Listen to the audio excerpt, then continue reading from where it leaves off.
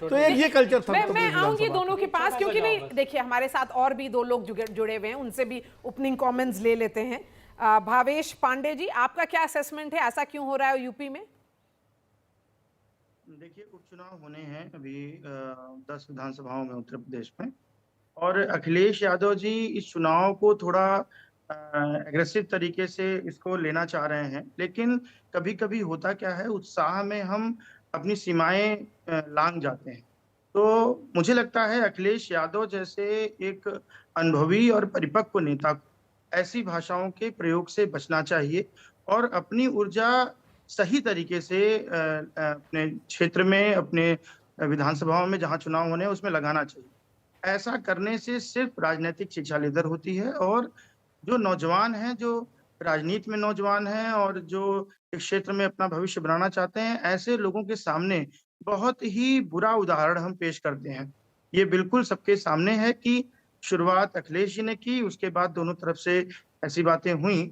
लेकिन हमें एक परिपक्व नेता के रूप में अपनी भाषा की मर्यादा, और हम किसी मठ के किसी पीठाधीश्वर को हम माफिया की संज्ञा दे रहे हैं, तो ये इसके लिए उनको माफी भी मांगनी चाहिए और चुनाव की तैयारियों में सकारात्मक ढंग से लगना चाहिए।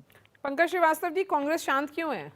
उसने कोई पोजीशन सवाल पूछेंगे तो हम जरूर जवाब देंगे। राजनीति में भाषा की मर्यादा और शुचिता सबको रखनी चाहिए। नहीं तो वायलेंट एक्टिविटी बना रहा है जी, नहीं बहुत अच्छी बात कही आपने। चलिए भावेश पांडे जी, आपका क्या कहना है? ये जो अग्रेशन है, कितना वो रिलेटेड है कि कौन सी सीट पर चुनाव हो रहा है? जो 10 सीटें हैं उसमें 2 बहुत ही अहम सीटें हैं, एक करहल जो अखिलेश यादव रिप्रेजेंट करते थे और दूसरा मिल्कीपुरी। जी देखिए, इसको चुनाव को इनका जो उद्देश्य है कि एक तरफा किसी तरह चुनाव हो जाए, और कहीं ना कहीं हम उसको एक तरफा करने के चक्कर में हम ओबीसी और यादव और मुस्लिम यादव और ओबीसी का जो इनका समीकरण है उसको बनाने के चक्कर में कहीं ना कहीं हिंदू के खिलाफ बोलते चले जा रहे हैं। तो मुझे ऐसा लगता है कि अखिलेश जी को सनातन के खिलाफ होने की बजाय वो अपनी नीतियों को लेके जाएं, वो ज्यादा अच्छा है। और अगर वो ऐसी बातें करेंगे तो ये कहा सुनी, ये एक दूसरे के ऊपर आरोप प्रत्यारोप यही चलेंगे और मुद्दों की बात ही नहीं कहीं होगी। तो हम धर्म से ऊपर उठ के, थोड़ा जाति से ऊपर उठ करके अगर हम जनता की बात करेंगे, जनता के विषय में बात करेंगे, तो ये बहुत अच्छा रहेगा और उपचुनाव बहुत मजेदार होने वाले हैं, मुझे ऐसा लगता है।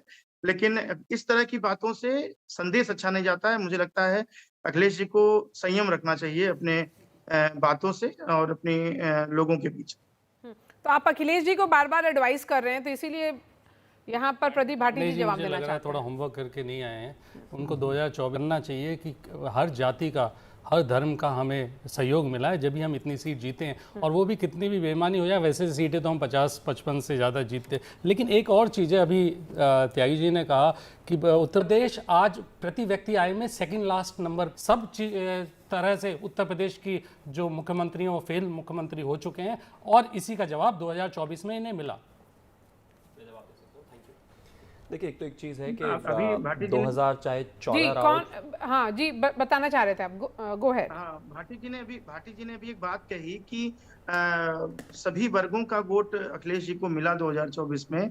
तो अखिलेश जी स्वयं ये बात क्यों भूल जा रहे हैं कि किसी हिंदू मठ के ही एक पीठाधीश्वर के बारे में ऐसी बात कह करके, और आप हिंदुओं में ही डाइवर्जन करने का प्रयास कर रहे हैं। उन्होंने कहा नहीं, उन्होंने कहा स्पष्टीकरण साफ कहा है, मैं सारे साधु संत ऋषि मुनि तपस्वी सबका सम्मान करता हूँ। कब कहा उन्होंने ऐसा? वो टारगेट क्यों कर उन्होंने रहे कहा हैं? मठाधीश मुख्यमंत्री, वो खुद कहते हैं मैं अपनी जाति बताते हैं, वो तो एक मठ के वो पोलराइजेशन करने के लिए ऐसी महंत भाषा का नहीं है। प्रयोग करना मुझे नहीं लगता सही है। और इकोनॉमी की बात करेंगे तो आप लोग तो बहुत पीछे रह जाएंगे। बताइए आप, नहीं बताइए, चलिए पांडे जी बताइए, इकोनॉमी में कहाँ बहस करना चाहते हैं बताइए, उपचुनाव पे बात बताइए, एक आंकड़ा तो दीजिए, पीछे रह जाएंगे, गोल गोल बातें क्यों करते हैं? एक आंकड़ा दीजिए और ये बात, और मैं जवाब देता हूँ आपके आंकड़े का। उनकी बात सुन लीजिए। हाँ, बोलिए। 2024 में सभी का वोट मिला था, ये इस बात को नहीं भूलना चाहिए।